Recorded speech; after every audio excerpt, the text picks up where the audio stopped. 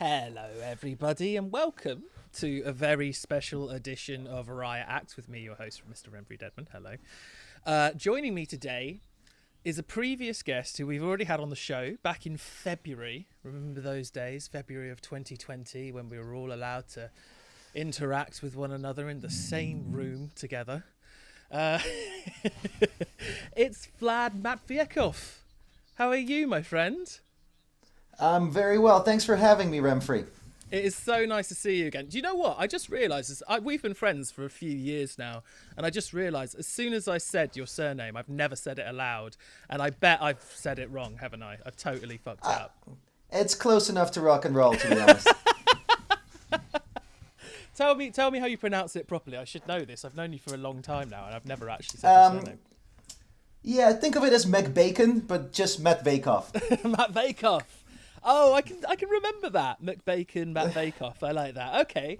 It's Vlad Matveikov. Vlad is a man who juggles many, many hats. And last February when he was on the show, you had your bass playing hat on as you pluck 4 strings for InTechnicolor. You appeared alongside the guitarist Dave from that band and helped us dissect that week's releases. As far as I recall, we actually disagreed on quite a lot of stuff, if you remember. Turns out that me and Steve need to listen to more Tame Impala, and we really liked that Broken Islands record, and I think you were a bit ho-hum towards it, so if that's a fair enough thing to say. Yeah. I mean, I'm sorry to disagree with you. I know you're an intimidating figure, and everybody who comes on the podcast just tries to please you. But here I was chatting shit. Everyone says I'm an intimidating figure. Everyone. That's what everyone knows me for. You know, they're like, Deadman, the intimidating guy. Yeah, exactly. We touched on a couple of other bits and pieces during that podcast that you do. But I've been wanting to get you back on this show. Actually, to be honest, I've been wanting to get you on the show properly for absolutely ages because you have fingers in many, many pies in this crazy industry that we call music. And I believe it gives you a very unique perspective on the industry as a whole that is very much worth exploring. Do you think that's fair to say? Well, I hope that it is, as you say it, because otherwise people listening to this are going to get really, really bored. No, but yeah, I do juggle a lot of things. I co-own a venue in Brighton. I run a studio. I play in bands. End up working on a lot of AV content, promoting festivals. So it is right to say that I juggle a lot of things. Yeah. And hopefully some of the things I can talk about are interesting enough, and hopefully I'll sneak in some jokes in there as well.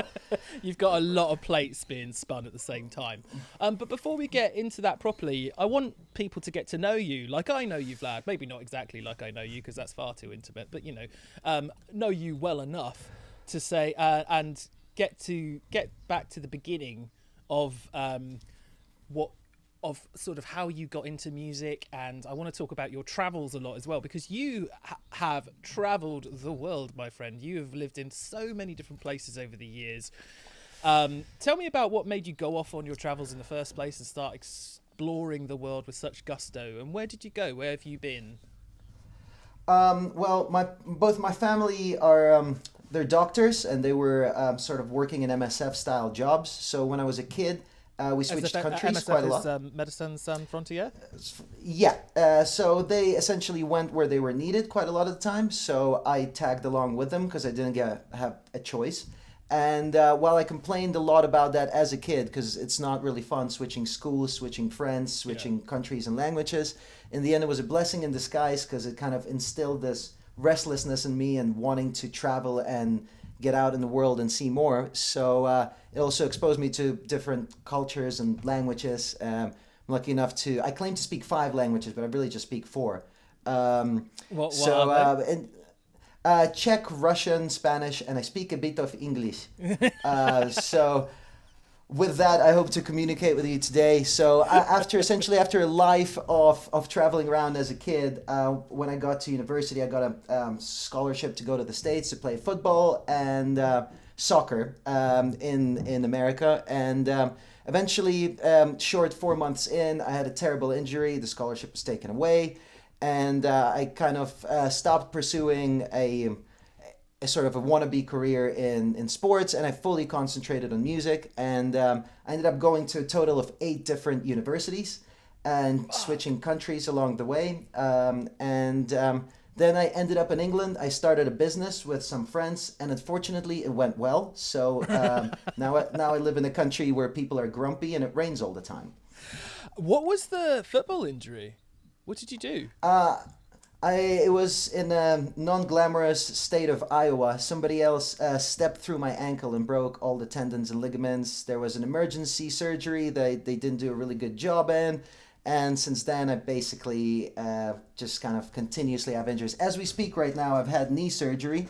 And that started as... so I can't really walk for the next 64 days, but who's counting? But that started back then with a football injury with the ankle, and kind of the bad posture and bad state of walking. It's kind of transformed my shitty body. And as I went into music and started going onto DIY tours and sleeping on floors and eating unhealthily, I just started crumbling. I'm in my 30s and I'm an unhealthy piece of shit. And that's where we're at, really, Rem.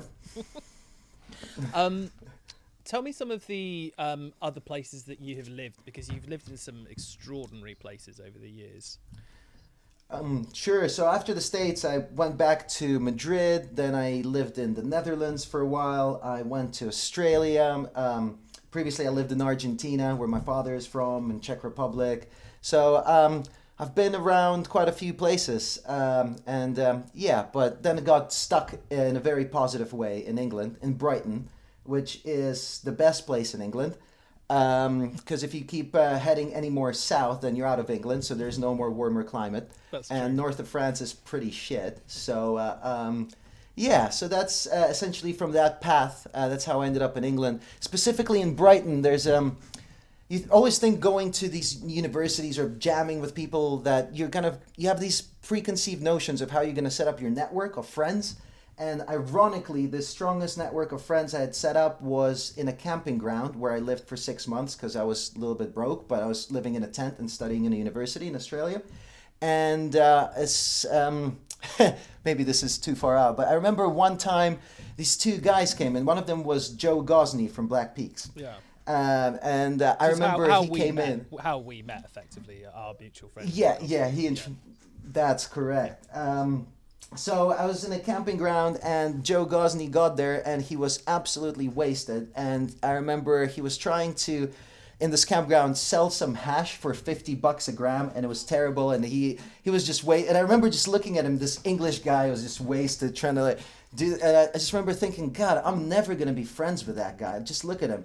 But 3 days later, we were getting on like a house on fire, writing tunes and jamming, and from there on, I went to meet a little mini bubble of Brighton people who kept talking about this wonderful place in England, which I eventually ended up visiting, and that's how I got stuck there. When I was 21, 22, I ended up doing a master's degree in management in the creative economy in London, and that was in Kingston University.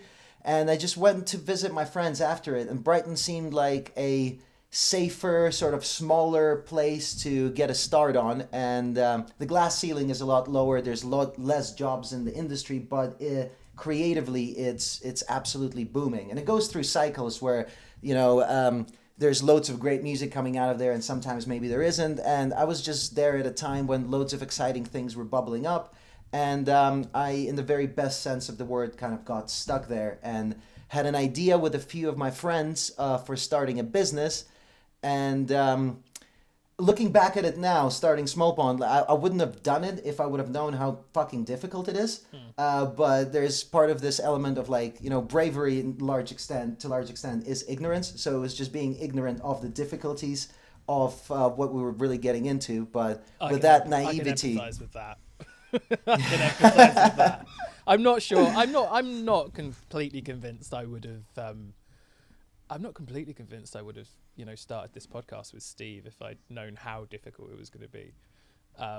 But I mean, I'm fucking glad I did. But it's kind of a little bit of ignorance can be a blessing in disguise, can't it? sometimes. Absolutely, absolutely. And then looking back on it, you're always thankful for those things. And it's those experiences that you're so glad you have gone through, but knowing what it is probably wouldn't have jumped into something this large in a hurry again. But yeah, part of getting here and getting to chat to you today, that is all part of that journey. So where did the idea for Small Pond germinate? You'd been hanging out with some friends, and do you recall? Was there a conversation? Were there several conversations? How did it begin?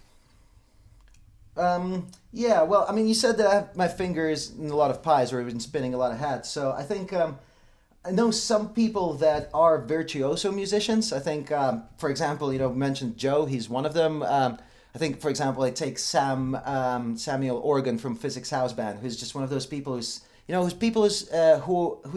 who are kind of vehicles for musical expression. They're such talented creators. I don't think I'm that. There's a lot of things in music that interest me and I'd like to work on, and there's a lot of projects and individual things I'd like to achieve. And sorry to interrupt you, but with people like Sam and Joe, you're talking about the kind of people, like particularly Sam from Physics House Band, just seems to be the sort of person who can pick up an instrument that he's never ever seen in his life before and play it like that. One of those kind of people, annoyingly talented people. That's the just so frustratingly talented. Yeah. Just so like the assholes really. Yeah. Like some of us work. Yeah, really. Honest. Let's be honest. Some of us work really hard to be average at one thing, and here are these people who's just like, oh, what's this? And half an hour later, he's just fucking ripping. Yeah. How? I know, it's annoying.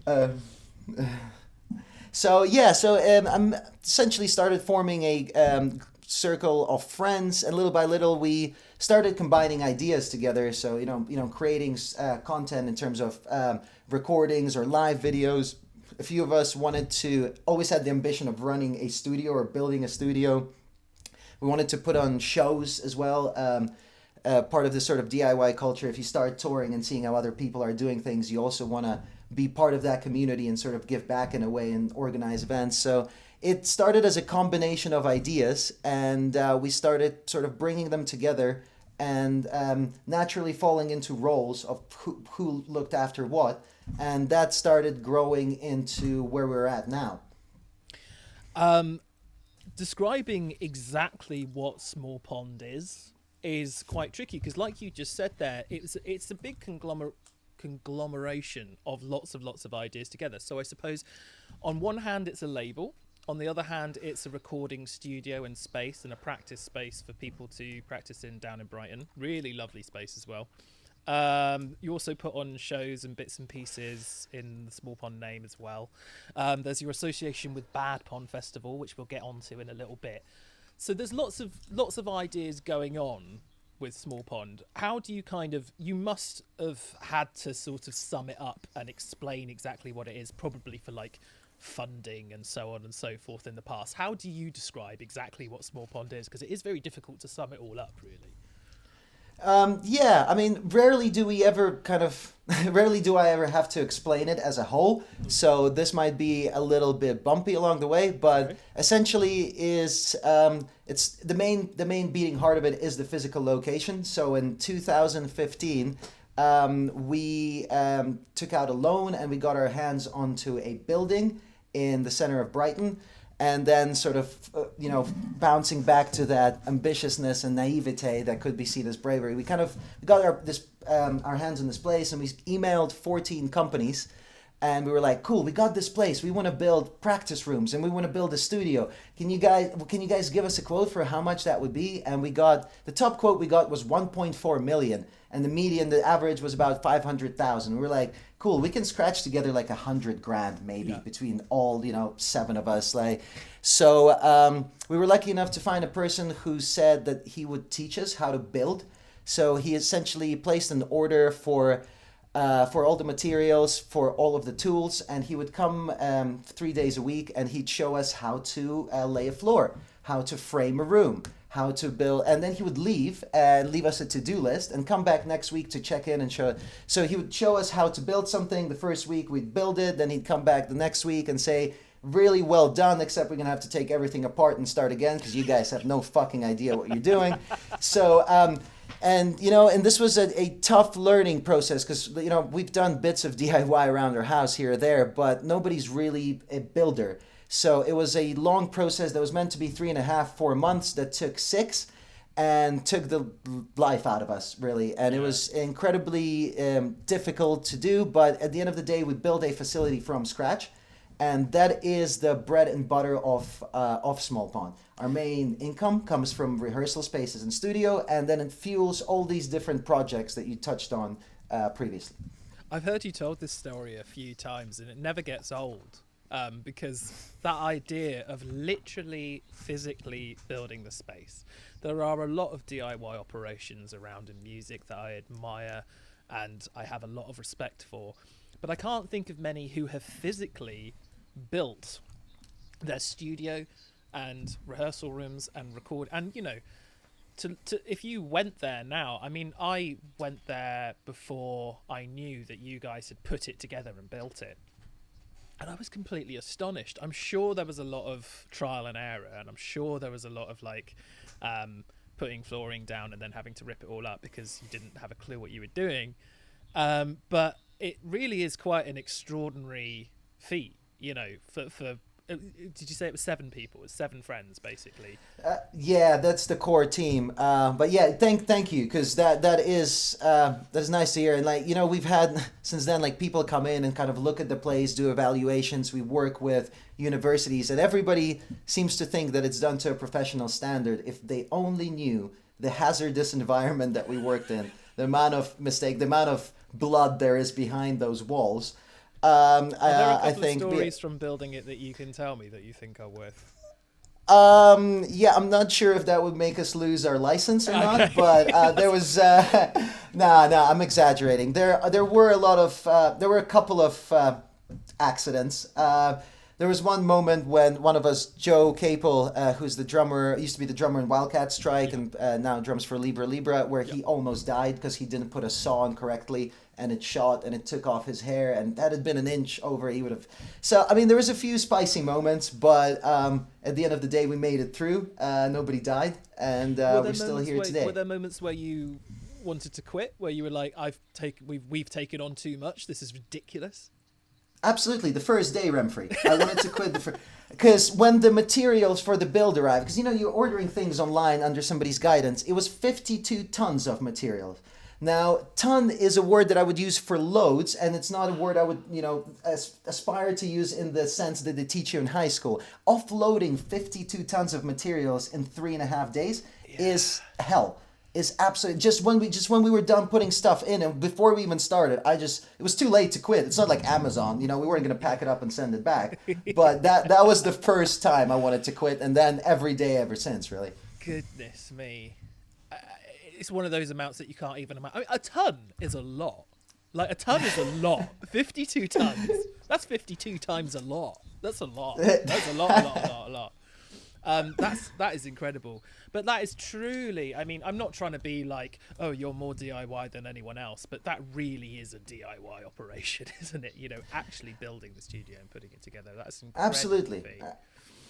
And I mean, it's like there's many blessings in disguise in that, because, whenever anything breaks, we've literally built these walls. So it's kind of brought us to a place where we can maintain it by ourselves. When we've expanded since then and built new drum rooms, there could be a project that I'm looking at now and expanding the studio as well. So there's a few things that we kind of have now through that process that we can carry with us for the rest of our journey, which is very useful. What was the creative impulses like? So once it's all built and stuff, I think bands that are on Small Pond, what would I say the through line of bands are on Small Pond? There's slightly left of centre, slightly off kilter. I think when I hear a band coming through on Small Pond, there's just a slightly weird quirk to it, maybe, or a slightly.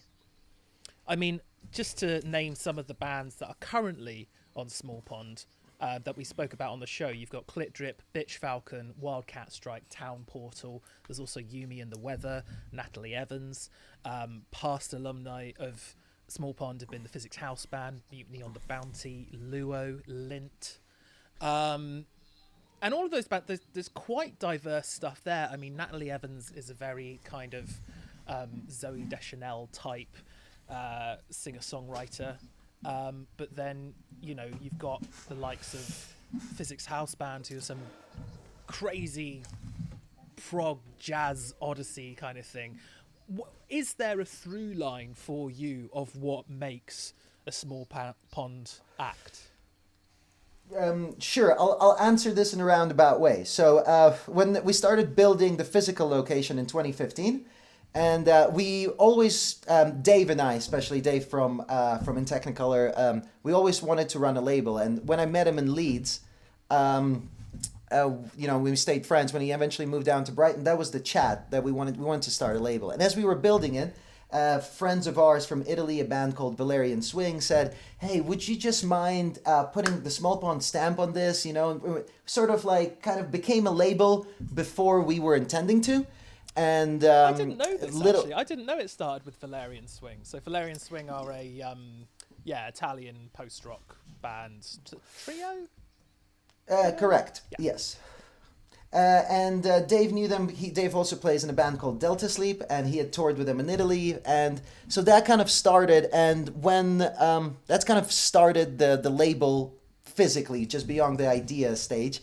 And after that, I just kind of lost my fear or my shame. And as soon after that, I just emailed two bands that I really liked, which were Alarmist and Town Portal. And I just asked, look, are you guys writing any music? We're starting a label. And from then on, it just kind of picked up that way. And I remember I emailed them with the email title was Collaboration Proposition, which is so terrible. I remember sounds like an early Meshuggah album. But it is you're learning on the job. I never approached a band to work with them in that capacity. So, and I remember the first time I saw Town Portal play live, Morten, the bassist, took some time off their set to just rinse me about that. And then he's saying then we got an email from some dodgy guy called Vlad titled Collaboration Proposition. So now we're here in London playing a show. And, and it's little by little, it started growing out of, I guess, the sort of experimental rock field. And it's down the line, my ambition for Small Pond as a label, and I think it's shared, and I know it's shared by the team, it's to become, the common thread for there to be is just music to be good. And it's to become sort of a tastemaker and not be bound by genre. But at the same time, it's easier to start out of a niche. The glass ceiling is lower, but the audience is more defined. And our sort of involvement naturally in the bands that we played with, the bands that we interacted with, was in experimental rock. So it started in that scene. And little by little, as we started working through the first 3 years, we started opening up and just working on things that we liked rather than things that were bound by genre. So now, you mentioned Natalie Evans. We have also somebody called Inwards, who's an electronic music artist that makes, I guess, modular techno. There's very interesting stuff Inwards, like really, really odd electronic experimental stuff. Very, really good. So it's I think the journey kind of came from that niche and out into things that we like, trying to establish ourselves. I guess now we're more of sort of a 6 music label, BBC Radio 6. Most of the things that we work with get classified as that type of weird rather than just progressive or experimental rock. And little by little, I just want to kind of outgrow that and just be people who work on music that is well received across the world, not necessarily pigeonholed in any one area. I'm going to jump around a little bit here, just because I wanted to get actually into your music tastes growing up as well. That experimental rock stuff. I mean, experimental rock doesn't even cover it for Small Pond, but I think 6 Music's actually quite a good shout. I don't know if we've said this live on the show, but we have actually used 6 Music as a kind of bracket for kind of how vast we want to be as well, because for Riot Act, because 6 Music is really, really vast. I mean, you will get, Joanna Newsom going into Napalm Death, and that's exactly what we want to do, and I think that's what we've striven to do, and I think we do for the most part. Striven, Jesus Christ. That's not a word, by the way. But what music growing up, there's plenty of bands that you listen to that you just listen to music and you're like, oh, this is really good. But what made you become passionate about music? Were there specific bands? Were there specific moments? Were there specific gigs? What were the kind of core acts?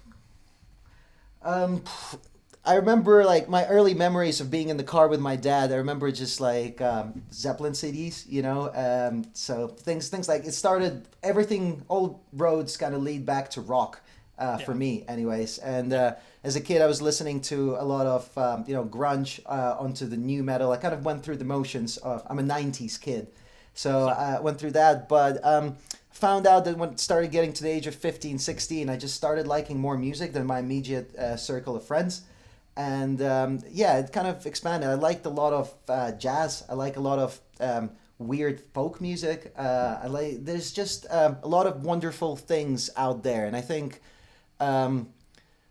anybody who wants to be a good, music industry practitioner, a good musician, I think should listen to a lot of different things and kind of formulate and read a lot of different things, watch a lot of different things. And that's how your output is going to be the most informed, whether it's, academic or musical or artistic or whatever it is.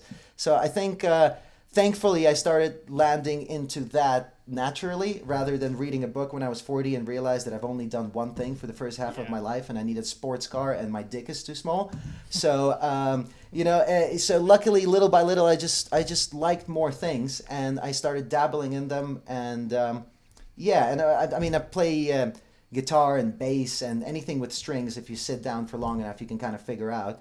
So little by little, I just started playing in bands, and I at one point described myself as a closet bassist because I wanted to be a guitarist, but I kept being asked to join bands as a bass player. So I just had to assume that that's what I am. I guess I'm a bass player, and that's how I kind of ended up, meeting Dave and playing in InTechnicolor as well. Yeah, yeah. Do you think traveling helped open you up to more music as well? Because I mean, when I was like quite a strict rock/metal kid growing up as a teenager, and then I moved to drama school, and suddenly I was opened up to like worlds of folk and Nick Cave and the Bad Seeds and like a lot of like female singer-songwriters and so on and so forth, PJ Harvey and blah blah blah. So did traveling help open up those boundaries for you, do you think? Yeah, I think so, because growing up in the 90s or like sort of 2000s, there wasn't this culture of streaming music yet. Yeah. And coming across different scenes or different pockets of things was not quite as easy as finding a band on Spotify and letting the algorithm roll on and introduce you to 10 more bands. Yeah. So I think switching friend groups and sort of floating around places has helped me get a wider spectrum at that age. But I think what really has helped me is in moving around is languages, because I speak four of them, but and that's it's not horrendously useful on the day to day. You just communicate in one language usually, but knowing different languages it's at the end of the day, language is the funnel for thought. You have all of these wonderful thoughts and ideas, but you got to express them one word at a time. And each language sort of builds the thought expressions, the sentences, the patterns of how you want to get those ideas across in a different manner. So I think it helped me to both communicate and interpret things differently, having this ability to speak different languages. So I think that was sneakily and maybe perhaps less obviously a big influence in shaping my musical taste and my musical expression. Very nice. I've never thought about language shaping that kind of thing before, but then I only speak one language because I'm English and we're all terrible people. So, well, let's get back to Small Pond, and I mean something I do want to talk to you about is the Bad Pond Festival. There was a wonderful fella called Ryan Balch, who lived down in Brighton, and he used to put on shows as Bad Math. And he was sort of the other person who was reaching out to the same bands and sort of working within that experimental guitar world about 5 years ago. And we were pals, and we just decided to put this, organize this first event together and see how it went. And later on, he became a booking agent and moved away to London and stopped putting on shows. And we just carried it on as a Small Pond project, but under the name Bad Pond. So it started as a collaboration, and then now we just run with it. Okay. Okay, so so Bad Pond's been going in total for 5 years. I believe so. Yes. Yeah. Okay, and obviously everything would have had to change for this year. I mean, just like everybody else, you've been affected by all this massive global pandemic and stuff, and so there's a streamed event this year, which I'm very happy to say that we are a part of. As a matter of fact, I can reveal this, can't I, Vlad? It's okay for me to say that I've been tasked with doing interviews with all of the bands in between sets. So I will be a part of that streaming event on the 19th of December. It features Jamie Lenman headlining, a Riot Act favourite, St. Agnes, A.A. Williams, Orchards, Gender Roles, Clit Drip, and Yumi and the Weather. And it's free. It's absolutely bloody free, isn't it? Starts at 2:30, I believe. Correct. On the Saturday, the 19th of December. What I mean, this sounds like a very broad question, but what have you had to do to change? I mean, obviously, you would have ideally liked this to be a festival that people could go to, but you must have had to make many, many changes to make this event happen this year as well. What has that been like? Yeah, we were meant to have a regular edition of the festival in May. We had And So I Watch You From Afar and Delta Sleep headlining and loads of other wonderful bands. Yeah. But of course, this year has turned out different than everybody has planned. So we ended up moving it from May to September, from September to next year. And yeah, it's sort of trying to do the best we can with what we got. We were lucky enough to receive funding from the Arts Council for this edition of it. And the idea for it is to create an event, and financial pressure is off once we got the funding. So the idea is to provide work for bands that have releases this year that were not able to tour it, to give them a live show, to give work to crew, to AV people, to also wonderful podcasters who will do way too many interviews. Sorry about that. But yeah, the idea is to create this collaborative free project without having the financial pressure and create one edition that kind of fits to what the world will let us do in the current circumstances. I mean, this year has affected the industry in an absolutely cataclysmic way, really. Can you tell us some of the projects that have, but apart from Bad Pond, some of the things that have affected you and your projects due to this whole global pandemic and what that has meant for you? Sure. I mean, last time I was in Riot Act was with Dave to speak about the InTechnicolor album, which was out in February, and obviously this was right before the lockdown happened. So personally, I've lost 4 tours and an ability to really promote a debut album, which it's rather punishing. I mean, we work on other releases, like you mentioned, Clit Drip, Inwards, Bitch File. Everything's kind of been sliding. We've had to close down the studio and the rehearsal rooms, which is the main bread and butter of how everybody on the team makes their living. So it's a hard year. Last year we went into a new project, which is a venue in Brighton called Chalk, and it seemed like a very safe bet because in Brighton it goes from 600 cap to 1800 cap, and there's a big hole in terms of venues. So we, with a couple of other people like Alex from 1 Inch Badge, Matt, a few other people, we built this 900 cap venue about 5 months before a lockdown and the stop of everything in the live sector. So it's a very hard year across the board, but at the same time, you just kind of have to keep going as best you can. So that's what we're trying to do. You just can't predict that stuff happening, can you? There's just you just cannot predict it. And I remember talking to you quite excitedly about Chalk and like what you were going to do with it. And there's some really exciting plans. I mean, I don't know if we can talk about it too much here or not, but it sounded absolutely amazing. And then something completely out of anyone's hands, just completely kind of, you're right, like when you were talking about it, it sounded like a completely and utterly safe bet, and then suddenly that's kind of ripped away from you due to something totally unexpected. Yeah, it's tough, but at the same time, everybody on the Small Pond team is healthy, everybody is able to make their rent, we still get to work on cool things in a different context. So I don't want to, sort of moan or take too much pity on myself. And you're right, as you said, this thing it wasn't so clear that it was going to happen, and it's hard to predict. What is a shame is the response to it, which could have been done better. That is something that was within the control of the people, or maybe of people in charge rather than the people. Mm-hmm. And that has left something else to be desired for, more to be desired for, really. But even saying that, we have received financial assistance, which has been key to making it thus far. Yeah.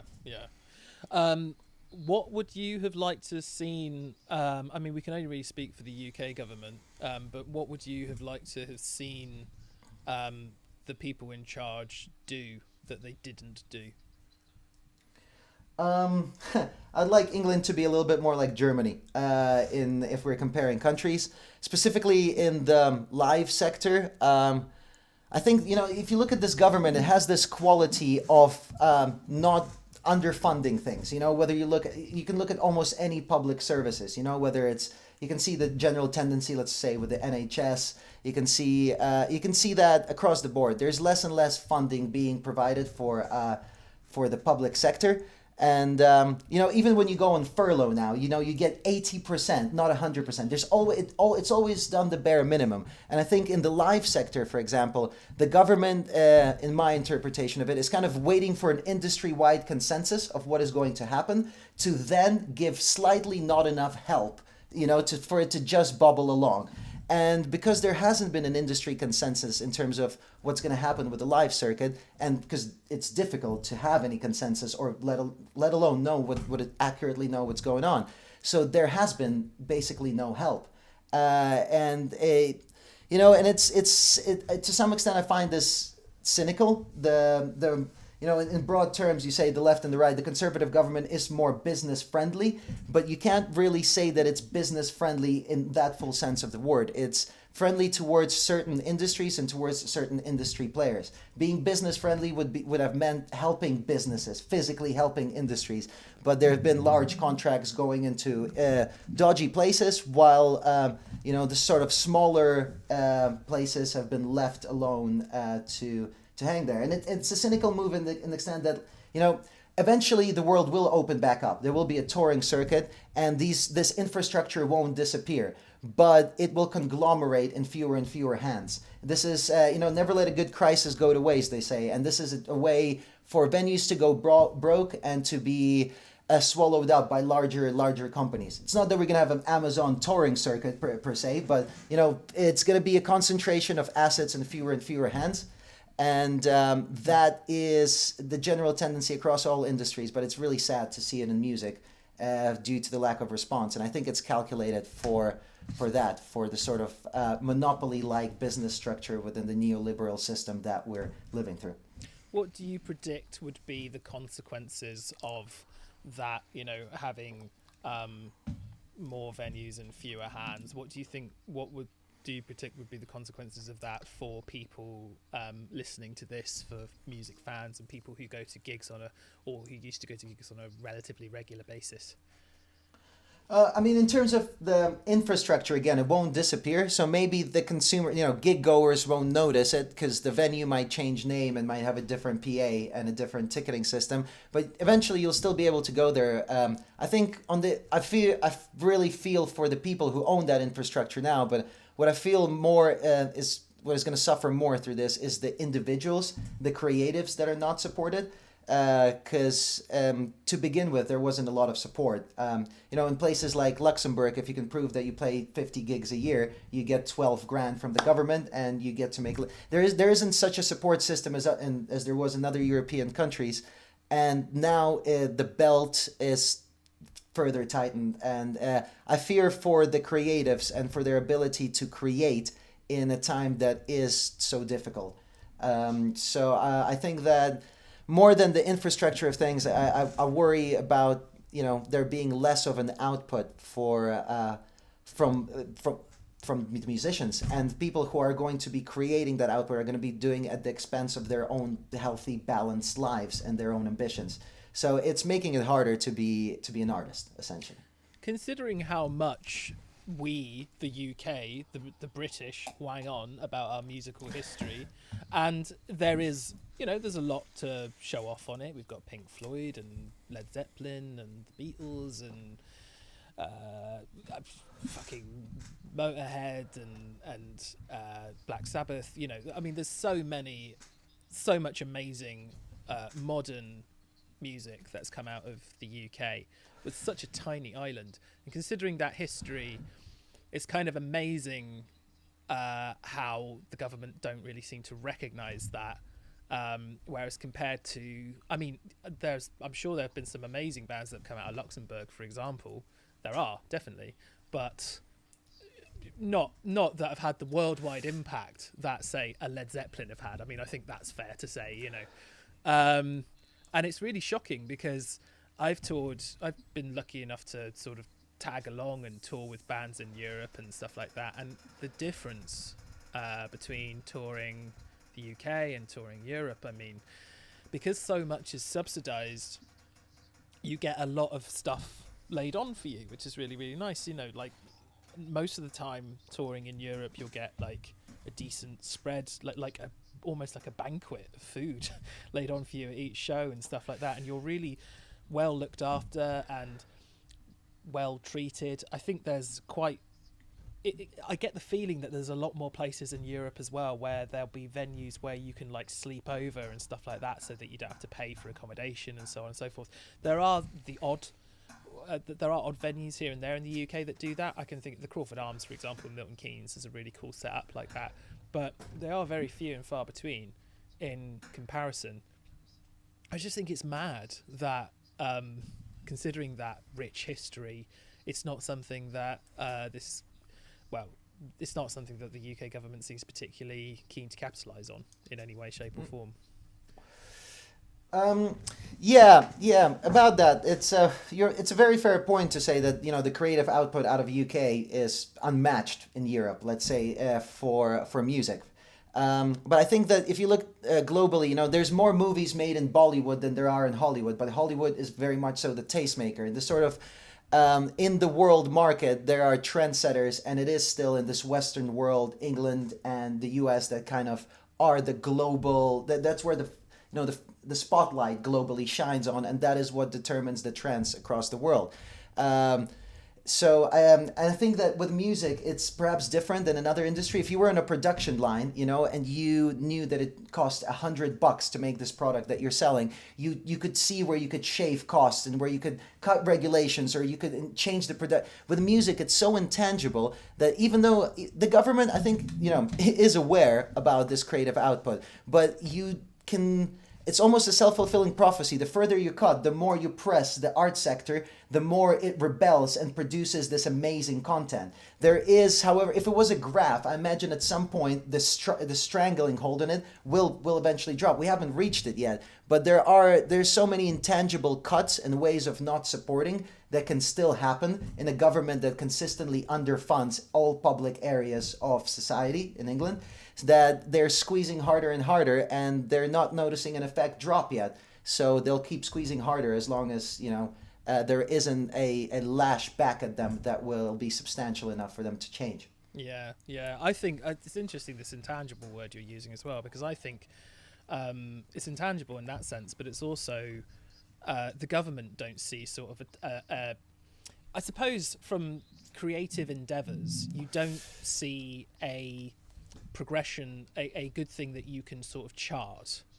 It's more about kind of happiness and bringing people together and community and stuff like that, but you can't there's no such thing as a happiness graph or a satisfaction graph or anything like that, or so because the government can't kind of interpret the data, it almost feels like it's less important than, say, an industry like the financial sector, where they can interpret the data and see raw kind of data that says, oh, this bank have got 3% more money than they had last year. You can't really do that with, there's certain bits and pieces that you can, I guess, but you can't fully express that with the arts. And I think I wonder if that's a big problem, because It seems like a lot of the European sensibility just seems to kind of feel, yes, it's not as tangible to kind of grasp onto that, but they know that it's still important.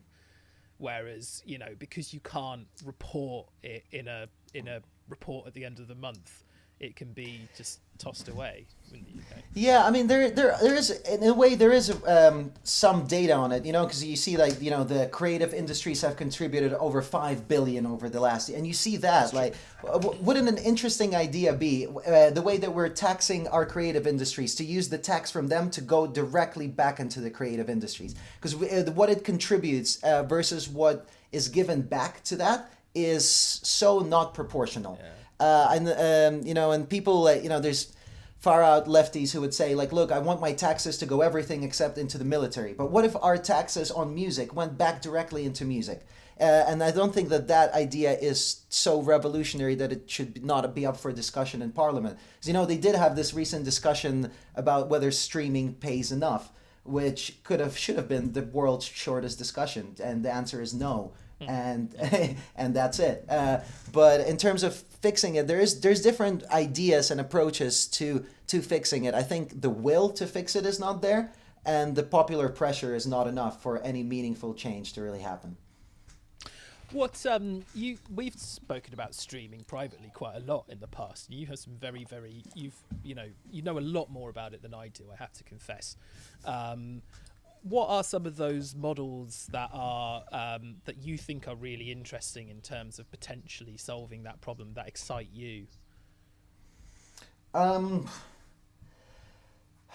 Tricky questions, Rem. I think that the recorded music industry was in free fall between 1998 and 2015. So it was always rising. Then it started falling until 2015, and it started picking back up. In 2017, digital downloads and streaming accounted for a larger share of the market than any physical sale.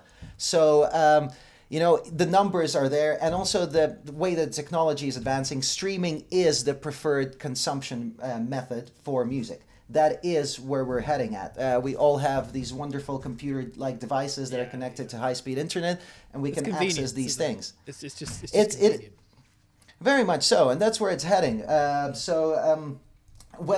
we organize that is a whole different question. The internet, the internet was going to be this fantastic thing, and it was going to sort of equal out the world markets, and it was going to be this new place of freedom. But at the end of the day, the internet just represents what our society does outside of it, and we've gone on to mimic the financial inequality, the large players controlling the market. And that is why we have only a handful of large streaming services, and that is why artists are remunerated for their pay in that way. So I think it's changing the music industry is not something that lives in isolation. I think this changes to the music industry will follow once we start reorganizing and addressing some of the broader concepts in our society. Oof. That sounds like more than just putting a Band-Aid on it or a plaster on it. So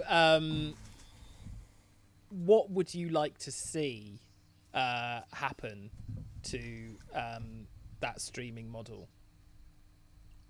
I think in terms of Band-Aid, I think we're all done with Band-Aids. I think this sort of centrist approach of incremental changes, we're at the very limit of what that can do, whether it's in other industries or in music itself. I'd like to see, my far left politics, I'd like to see nationalization of certain platforms, whether it be, large retail platforms like Amazon. I don't think Amazon shouldn't exist just because Jeff Bezos is evil. I think this is a fantastic service, but it either needs to be taxed or regulated or just straight up nationalized. I think that it would be quite interesting to see an equivalent of a national library in England, and sort of the way that people pay for TV licenses, just create a tax for each human being that lives in England that gives them the access to a library that's licensed by the government for films and music, and you sort of change the interaction with all of this content, all of this art that's out there, and the gatekeepers are no longer the private industry bits of it. It's fantastic what the private sector has built up, but we're very much facing the limitations of what is good for the wider society. and what is good for musicians, in terms of bringing it back to what we're talking about. So again, I think it's very hard to put any more band-aids on it. And of course, there's positive, hopefully Bandcamp will launch their streaming service soon. They've now done live performances in response to the current situation. So there are, sort of good players versus bad players, better models versus worse models. But I think there's only so much that can be done within the larger paradigm, within the larger playing field that, music just takes space in. I'm really encouraged by how popular Bandcamp has, how the popularity of Bandcamp has had not a resurgence, but it's really become on the tip of everyone's tongue. And I feel like Bandcamp for so many years was just the preserve of real music nerds like you and I. Even quite a few of my kind of journalist friends wouldn't kind of think to go to Bandcamp. They might have heard of it, but they wouldn't really think about going to it to like discover new music and stuff like that. I would say Bandcamp is the place where I've discovered like most of my new music, like for years and years and years, certainly since I've been a journalist. I mean, outside of being sent new music, and it is just this wonderful space where there was a wonderful, we've been discussing this NPR article, which I'll link to in the show notes, which is sort of Bandcamp versus Spotify and the different approaches that they have. I mean, I think the beautiful thing about Bandcamp is they don't even see themselves as a streaming service at the moment. They're trying to incorporate a streaming arm, but they just see themselves as someone who can directly give music to people and then be a direct link between people who want to hear the music and the musicians who are delivering it as well, and try and get Bandcamp seem to want to try and get out of the way of that transaction as much as possible, whereas Spotify or equivalents of Spotify, I always say Spotify, but there are others out there as well, seem to just sort of want to involve themselves as much as they possibly can without really being a massive creative driving force behind what is essentially a creative industry. Does that make sense? Yeah, absolutely. They are certainly different models, and Bandcamp are sort of the good guys. But there's this sort of prevailing notion that it's you're interacting with the artist the way that you said, and it's a lot of people who use Bandcamp are sort of more savvy consumers that are more wary of where their digital dollars are going to. So they want to make sure that the band gets the most of it. It's sort of being that educated consumer. But in a way, I think circling back to this, almost even them being the good guys is in a way a band-aid. Because do you remember that South Park episode when the Walmart came into town, and eventually everybody decided that it killed the high street and everybody should stop shopping, and then the next scene everybody's at Kmart, and it's sort of as long as there is a Spotify and Apple Music and Amazon, as long as there's a way to have access to the world's music for $10.99, you're not going to get a widespread shift to this wonderful platform that stems out of responsibility. In a wider, maybe to take a parallel to this wider society thing, it's it's the 100 largest corporations are responsible for over 70% of emissions, and yet individuals are being pressed to use different light bulbs. So it's passing on the responsibility to the consumer rather than having it be on the industry side of things. So I do think that Bandcamp are wonderful, and it's exciting to see their growth and their expansion, and more people within music sort of getting a savvier consumers getting feeling that for something isn't right, and something could be done better, and switching there. But I just have this prevailing feeling that for 7.8 billion people on Earth, and as internet connectivity expands and more people become consumers, that they will reach for that lowest common denominator for consumption, for price, for availability. And as long as those companies are regulated and made to operate in a different manner, we're not really going to see that conclusive breakthrough and sort of move to the next stage, if you will. Because we had, we had vinyl, then we had CDs, then we had the digitalization of media, and now we're sort of on the cusp of what, at least I hope, feels like we're on the cusp of a next stage within the digital domain. And hopefully that stage won't be dictated by a small number of players, but rather by a more democratically elected entity, and towards a goal that is more communal rather than for shareholder profit.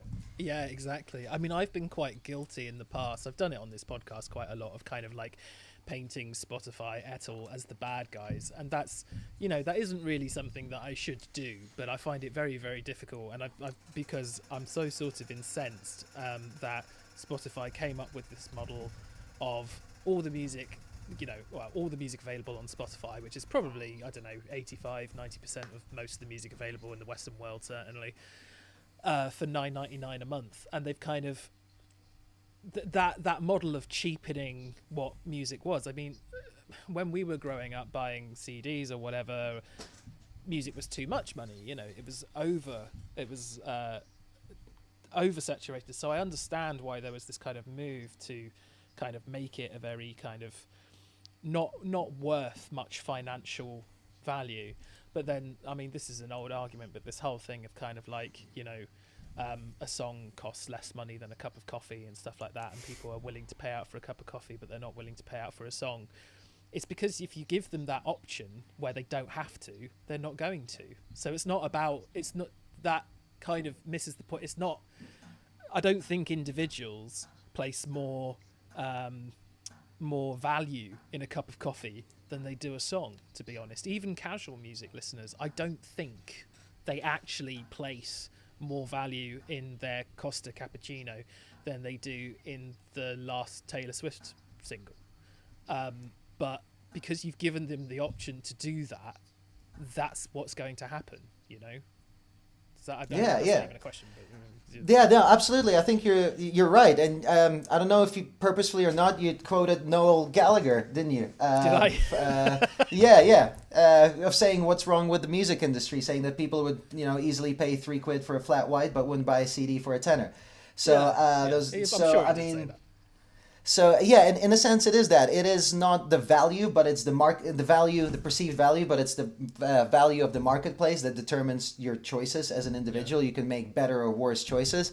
But yeah, I mean, and again, to keep circling back to this being an effect of wider society, wages haven't been rising, haven't been keeping up with inflation. And I think there is this general tendency in consumerism to mask that by making more products, gadgets, services available at a lower price. So your salaries are not rising, but getting an iPhone is fucking cheap now. Hey, you can have all the music for a tenner. Hey, Netflix subscription is pretty cheap. Here, have all these films. So it's sort of, the graphs are not growing in the direction that is beneficial to us, but while we're getting all of these things available to us, it makes the problems on the wider scale seem less emergent. These are all of these band-aids that we were talking about, and yeah, it's hard to fix something systematically with a lot of band-aids.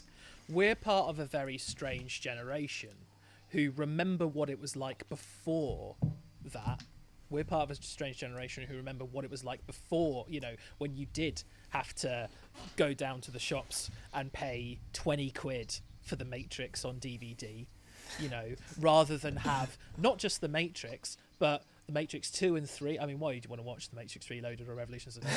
But the Animatrix, you've got everything available to you for half the cost, half the price of that singular DVD, plus hundreds of thousands of other films and everything else, but we're part of a generation who have been through both of those models, and I kind of feel like me and Steve particularly, we do feel like kind of crusty old men sometimes, being like, you must support music because otherwise it'll die. But it's kind of, I mean, I don't think music will die, but it does make it, I mean, even before things come along, unexpected things like global pandemics come along, it's difficult enough as it is just to make any kind of living out of this sort of thing. I don't know. Again, I don't know what I'm saying, but I guess we are that generation who can remember both things, and I suppose I kind of worry that generations below us grow up being used to the fact that all music is available for $9.99 a month or whatever, and that's just the way things are, and no one's going to be happy to go back to a model that they were never used to in the first place, where actually no, you have to pay £10 per album rather than £10 for everything. Once once you've gone there, you can't go back. And I suppose that's the fundamental thing that I think Spotify really screwed up, to be honest, because even Spotify are saying that they're not making any money. So they've screwed that. Surely they've screwed that model up, haven't they? No, just to riff on a couple of things that you're saying, Yeah, please. I don't think that it's a matter of going back. Nothing ever moves back in terms of progress. It's about moving forward in the right way. So we shouldn't be like, there is a certain element of nostalgia for you and I, for people, in our generation, and we certainly have that ability, that that contrast of knowing what it was like to obtain music in a different way, the excitement of getting a magazine, the going to it was a different culture. But I think not looking back on it, I think in terms of what it does do is change the people's relationship with the item, whether it's being able to order a new pair of trousers on Amazon versus going to a shop, versus music, having all of this availability. The relationship of you to that art changes. So I think that is something that is sort of not talked about enough. Because there's one aspect of it, how that relationship changed. The other aspect of it's like, with technology, with the advent of technology and its falling prices, there's a wonderful book by Chris Anderson, which was written probably like 15 years ago now, called The Long Tail. Chris Anderson was an editor of Wired magazine, and he described what it seemed in the early stages as a very accurate theory of the niche markets, the long tail always extending, and that the future, according to him, was selling more of less things rather than having these mainstream things. That was the response to the internet at the time. So, and the democratization of tools of production meant that more people could record music, and democratization of tools of distribution meant that more people can put music online. So we had this explosion in people making music, putting it online, and you can access it for really cheap, and your relationship with that content changes. And I think the combination of those factors have kind of screwed up or at least misguided this transition that we're going through now. And I think, you said Spotify kind of screwed it up. Well, no, they haven't screwed it up. They've done exactly what they wanted to. And I have there's this quote from 2010 from Daniel Ek. He said, music business right now, this was in 2010, is worth about 17 billion collectively. In about 10-15 years, it will be worth 50 to 60 billion, and there will be only 4 companies to 5 companies left dominating it. He could see that tendency, and he said, even if we are left standing at the end of that journey, our company will be worth billions. So they are doing exactly what they thought they would do. And they're an exception, because Spotify is the only major streaming platform that's not based off a successful company of hardware or retail. It's not Amazon, it's not Google, it's not Apple, it's not backed by anything. So their story is, in the story of major players, is the story of an underdog, and how they got their initial catalogs and licenses is fascinating. But they are doing exactly the right things within the current context, and they're playing it right. Unfortunately, the context doesn't favor artists or consumers, or really, to a large extent, people living in this sort of neoliberal society in the way that it's organized that way. But they're doing all the right things for them in the right way to continue growing. And say, yeah, they're not making money, but that is maybe the next thing we can touch on too. It's fine that they're not making money, and they're still okay with that. So you're saying it's more of a long-term strategy than the short-term.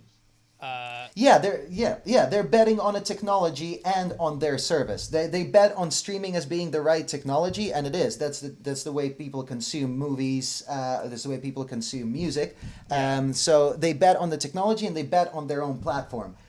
So in that sense, and again, it mimics the things that are happening outside of the industry. We as a society are addicted to growth, graph goes up, line go up. It's the GDP sort of thing.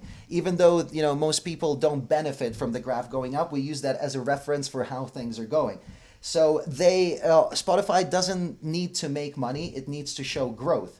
So as long as that's the platform of the future, they will make money later. Right, so before they expanded into India, that's another billion people. Now in Africa, there's 1.3 billion people. That's meant to be 2 billion people within the next 10 years. And all of them are becoming more and more connected to the internet. So if you're making losses, but the line is going up and there's more markets for you to expand into in a technology that's going to dominate, that can be seen as a viable business venture. Now, whether that's good or not is a whole different question. But what they're doing is working in their context and it's going well.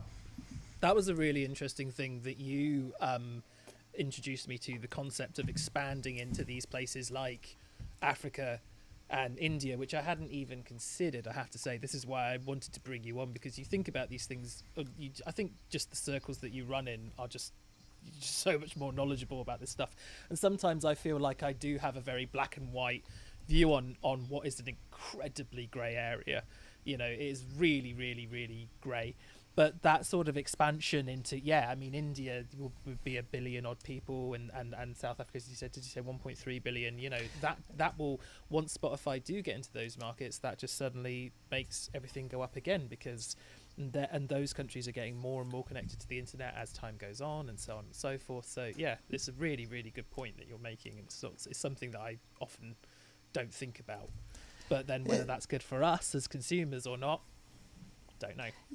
Yeah, I don't know. As a semi-savvy internet consumer, like most people that I'm friends with use a VPN to connect online, right? When I'm signed up to Netflix, when I want to watch a film that's not on Netflix, I change the country that I'm connected to the States. They have a larger catalog, and I just stream as if I was present in America. If Spotify expands into India and has their entire catalog there, and you use a VPN to pretend that you're in India, you can meet their reduced fee and start paying $3 for your streaming services, because that's what it costs there, right? They're trying to meet this larger population, but they're playing to the purchasing power of the consumer. So the membership there is cheaper. So, Thomas Friedman, who's a horrible writer and columnist, once said that the world is flat, but he is an absolute twat. But in a way it is flattening out. If you have a VPN, why not sign up to those services there? There's always sort of faults or workarounds in these things, and sort of without the lack of a true global price for things, there's going to be these pitfalls and these companies trying to expand in different ways into different territories. And the main name of the game is to monopolize markets. And once you have the full control of the situation, you're the one who's dictating the prices, both for consumers and both for people who want to appear in your platform. So, and again, this mimics, the publishing industry with Amazon is a fantastic example of that, how they strangled that in order to they were all right making losses, and now that they control it, they can dictate the terms. Same with music. We don't even say DSPs, we say Spotify, right? They are dominating. So if they dominate in that way, they get to call the editorial playlist, they get to call your exposure, they get to suddenly decide that you can give them some of their royalties for, more promotion. So that's it's the big dick moves that they get to do once they're in that position. Yeah, absolutely. What do you? Something that has come in this year is this whole sort of live streaming model as well. Live streaming gigs. Obviously, you have to do it with Bad Pond this year, and I think it's something that the industry is kind of jumping on as another viable means of making money. But there are some. I think it's a really interesting move that you guys are doing the Bad Pond stream for free. But we've encountered some stream, and the Bad Pond stream is going to be like an 8-hour stream or something like that with 7 different bands. That's absolutely fantastic. But there are some streams that have costs sort of in the region of $25-$30 and stuff like that, and there doesn't seem to be because it's a new way of doing things, there doesn't seem to be a specific kind of model for it yet. What are your feelings on this live streaming model, and do you think that it's something that could actually be very profitable for bands if they can set things up themselves? Okay, I think that just to piggyback off of what you said, I think that the reason our stream is free is because we received funding, and it was part of this project is sort of to give back. So we are lucky in that sense on this specific event. But loads of other bands are trying to fundraise and making these streams that are, pricey, and hopefully their fans will engage and still support, because the loss of income for touring bands is atrocious. So hopefully, even if I should probably clarify, actually, sorry to interrupt you, mate. I should probably clarify. I don't have a problem with bands charging money for streams at all, but sometimes when you see a big artist, I think the Pucifer stream was like $26. Corey Taylor's was around the $25 mark. It's that sort of if it's like Palm Reader did one the other day, and I think it was £11.50. That seems totally fine to me. But it's kind of like those. I mean, we've been talking about this the whole time. The people at the top can demand that kind of money, but that's the sort of thing that I'm talking about, just to clarify. No, I'm with you. I know you're not picking on bands trying to make a living. I didn't mean to try to imply that, but I think overall, if you kind of trace the trajectory and you kind of go back to, say, March, the first lockdown happens, nobody knows what's happening with gigs, people are locked down in their houses, and then they have a little bit of time, and there's this appetite, and there was this sort of Instagram live stream with an acoustic guitar. You could just sit down and play, and there was an engagement and an audience, and people were like, yeah, this is what's happening in the moment. But as that went on, the attention span for those low value productions kind of started slipping, and little by little people want more. So now the progression happens to better and better streams, but that I think at the end of the day, that is all reactionary moves to loss of work and loss of touring. I don't think that streaming gigs are the future. I think that, once the infrastructure is there, once the live circuit opens up, there will be these fantastic setups for live streams, and we'll be seeing more of them than they happened before the lockdown. But it is not something that is a viable way for a lot of touring bands to be making money on. It also bypasses a lot of other infrastructures within the live industry, whether it's venues, crews, tech, gear renting company, everything else that comes with it. It's a band-aid and a response to the current context. And I think it's wonderful that the production values are going up and these things are happening, because we're in lockdown too, and people do have an appetite for music and art. But it's a reactionary short-term solution, and not to replace live music.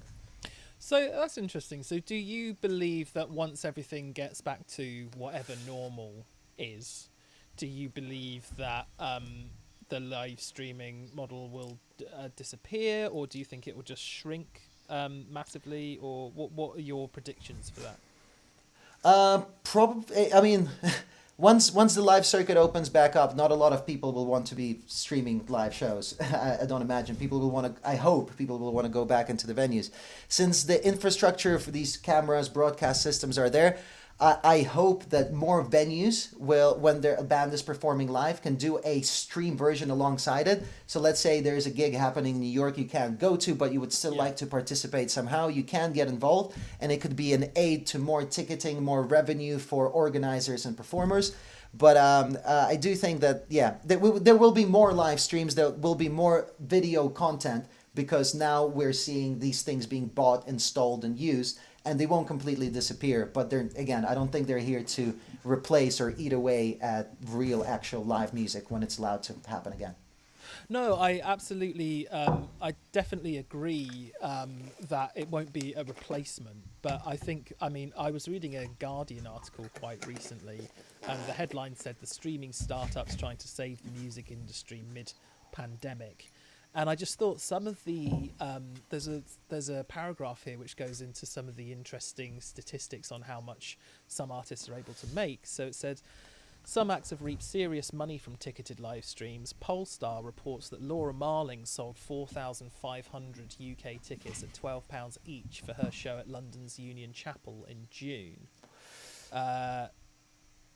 YouTube says Japanese artist Riol made $130,000 from a live stream on its platform in August, and BTS's management company Big Hit said they had 756,000 fans watch their Bang Bang Con live stream in June, each paying between I'll just do the British figures, £19.41 and £26.10, meaning a minimum gross of £14.6 million. Now, we are talking about, BTS there, who are inexplicably one of the biggest bands in the world, it seems. But even it's interesting that even an artist like Laura Marling, a very well respected and a great artist, but she, from that gig alone, the kind of money that would have come in for that, if it was 4,500 tickets at £12 each, is 54 grand, and that seems like a hell of an opportunity to. That seems too good an opportunity for bands and management to pass up going forward. I mean, I do appreciate that it wouldn't be that big if some people could actually be there live as well, but then that's just additional revenue, because I'm sure those tickets, if you were live there, would be 25 quid rather than 12 quid. So that's kind of how I imagine streaming could continue in that way. Does that make sense? Yeah, and I mean these stories are amazing, but I feel like they're the outliers of the genre. These are the few positive stories. I think across the board, bands are suffering. Some bands are able to make that living. There's people who have different relationships with artists that have different relationships with their fan base, and they're more involved with them. There's people like Amanda Palmer, who has this incredible model, and there will be people who are successful in streaming services, people who already have a built-up audience. But I think that across the board, bands are hurting, and a lot of bands that kind of have to go through this touring. It's different practicing for one show and doing the stream versus doing a tour. The way that you play, interact with the audience, with the crowd, the way that your progression as an artist is also different.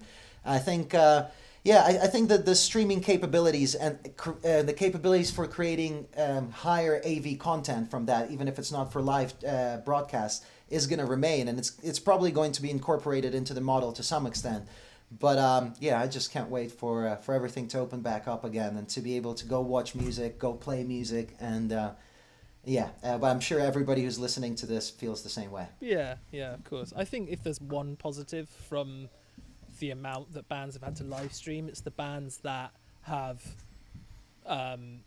really put some creative thought into it, and it's become not just a gig that's filmed. Yeah, I mean, most bands are just doing like a rudimentary gig that is filmed, which people are already getting fed up of and tired of, but I think there are some bands who put a lot of really creative input into it and have created this interesting hybrid that's kind of part music video, part concert, which it's almost created a new medium in a weird way. It's not quite a new medium, but it feels like it could be the seedling that starts something brand new, and someone will come along at some point and just make something absolutely incredible out of it. I don't know if you've seen this footage, but there's an amazing gig. This is actually pre-live stream, but a lot of the really creative ones that I've seen have reminded me of this gig Rammstein in Paris, where they filmed it in a really cinematic manner, where the camera was often like this close to Till's face and stuff like that, and it wasn't just your usual normal concert experience. And they even had to go as far as kind of faking some shots and stuff like that. Some bits were actually during the show, but some bits weren't, to get the shots that they wanted.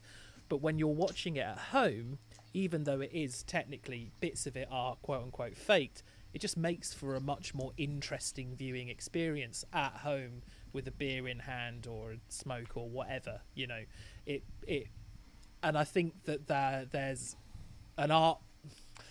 It might be a bit OTT to call it an art form, but there's a kind of new art form opening up there as a result of all this stuff, potentially. I don't know. I think so. I think people, the true creatives have made the best of the situation, and in the creative ways that you've described. I think if it's kind of setting up a platform for something, I think down the line the thing that will be more likely to succeed is virtual reality shows and something more encompassing. Yes. So I think if it's heading there, then I would agree with you that there is a whole new world that would grow out of it. But I'm not sure that the infrastructure that's being installed now for live streaming, how that will translate to the actual, physical headsets and everything else that comes with the more encompassing experiences.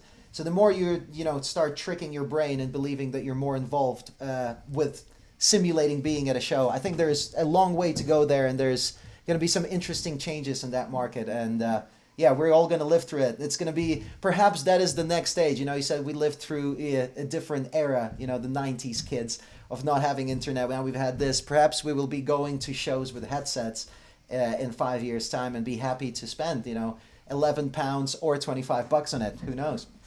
I mean, that sounds more exciting to me, where I can be effectively the cameraman and I can sort of go where I want. And with a sort of, so virtual headset shows have been talked about for a fair while now. I've heard about them at least 5 years ago, I reckon. Just the nub of the idea, certainly before live streaming. And I think the thing that excited me about it, I mean, this isn't the sort of thing that's going to excite the money men or the money women. But the idea that virtual concerts could enable people who are not or normally able to go to shows, maybe due to some sort of disability or something like that, the fact that they could experience live music in a much more satisfying manner than just sitting there and watching a gig on YouTube or something like that. You know, if you're wearing a virtual reality headset or something like that, it feels like you can actually walk around and interact and move and all that kind of thing. And I think there are some exciting things that could be opened up for that. I mean, I suppose initially it'll only be open to the biggest bands, I would have thought, and I do worry about how much money they would charge for that sort of experience, because there were a few kind of figures that were being chucked around which already just seemed ridiculously high to me. But then I suppose people know that you know, if people are willing to pay it, they will charge that kind of money, won't they? So but yeah, I'm quite excited by the idea of virtual reality concerts as VR is becoming far more of a normal thing.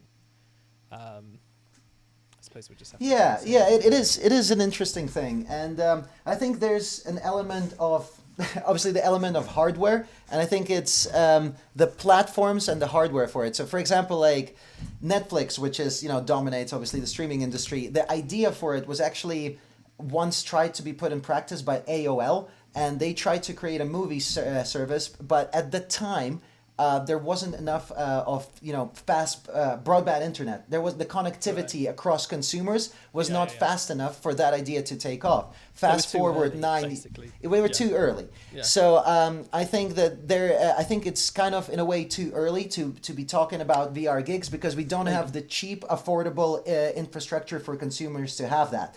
So eventually, you know, prices will drop as, you know, memory doubles every year, processing power doubles every year. That's Moore's law, and then consumer prices keep falling down because we find cheaper and cheaper ways to cut corners to do it. And yeah, once the platform for creating it becomes available and the platform for the consumers becomes available, that will take off. Of course, like the way you describe it, it will start with the top acts and trickle down, like any sort of technology, where, you know, it starts with the rich, the privileged, the connected, and then it becomes sort of, it goes from early adopters to the mass consumers progressively. And yeah, it could open up possibilities for people with, for example, with disabilities who can't attend certain shows. But I think the more predominant factor of that will be geographical limitations, because there will be people who are in Southeast Asia, people who are in Africa will be able to attend shows for bands who can't tour in their countries, and they will be able to feel like they're a part of a band. So I think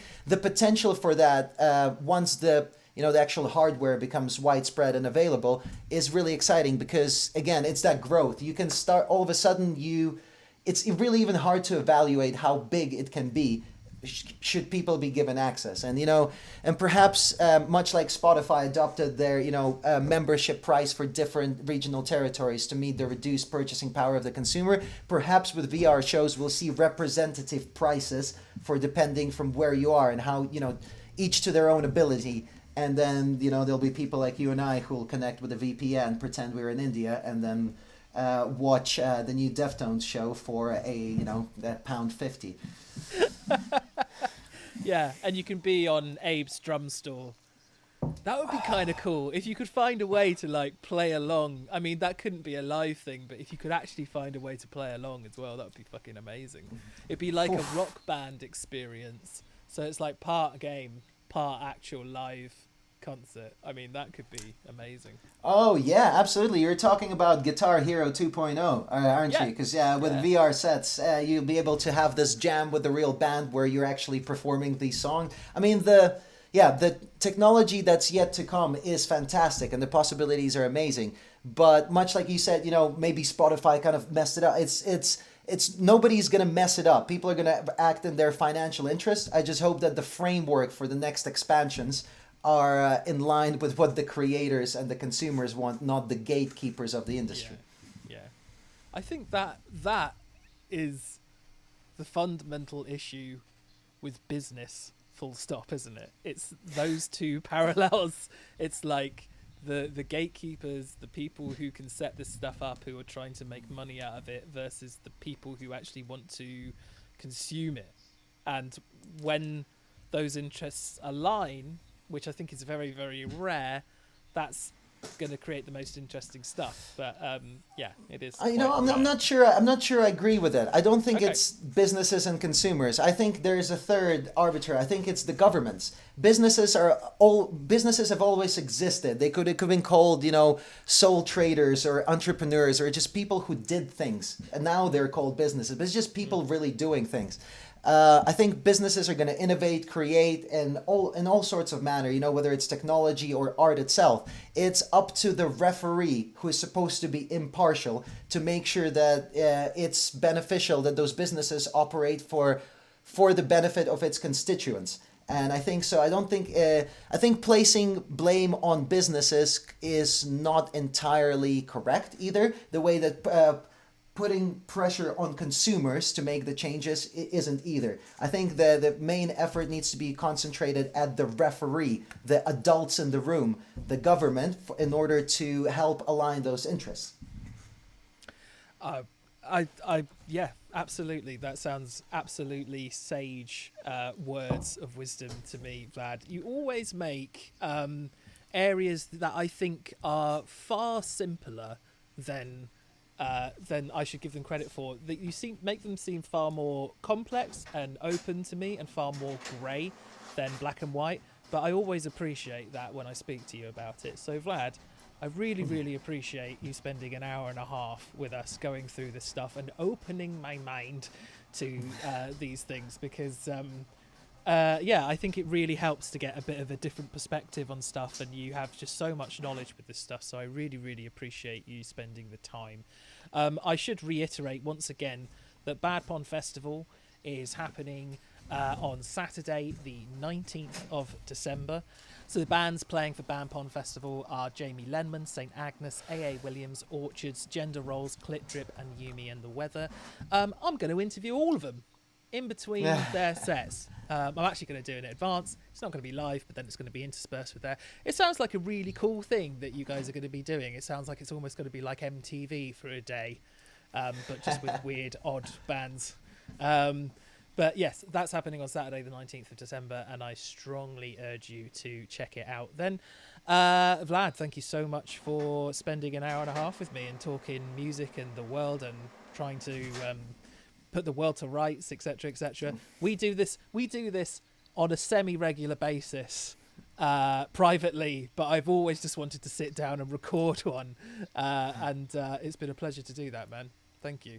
Thank you, Remfrey. I hope my ramblings in trying to connect the dots in an unusual way were interesting enough, and I've really enjoyed chatting to you both in private and in public, and I'm looking forward to all of those interviews in our MTV-like day on the 19th of December. Yeah, I've got to actually do them. Shit.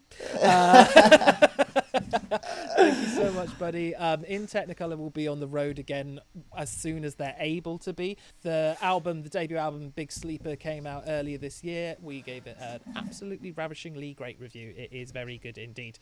And yeah, Bad Pond on Saturday the 19th of December. Vlad, thank you very much for your time once again. Thank you very much for having lots of fingers and lots of pies, and having lots of knowledge when it comes to areas that I should have more knowledge in.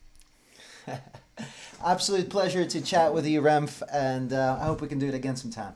Amazing. Cool. Thank you very much, buddy. I'll speak to you soon. Take it easy. Bye. Bye.